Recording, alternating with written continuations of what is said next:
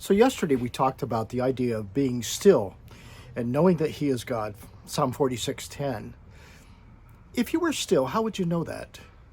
How do you define being still? Is being still the absence of activity? Is it in a posture? What is it? How do you see it? See, it's the interesting thing is how we define things is different for all of us. I was thinking about the idea of just how do I know that I'm doing what God is asking of me to do? Well, if it's not sin, then I do know that what that would look like. But what about all the other stuff? Is going for a walk what God is asking of me? Is spending some time with family what God is asking? Is it being alone, sitting on a porch in the middle of, warm climate? Is that what God is asking? You see, I think it's different for all of us.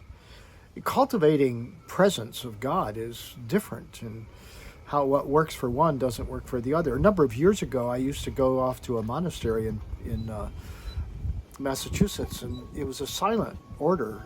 They didn't talk. And we spent a lot of time doing that, and I enjoyed it and loved it. Peace, silence. But is that what God wants? I think the question of what God wants is often individual. It's what does he want for you? Not what does he want for me.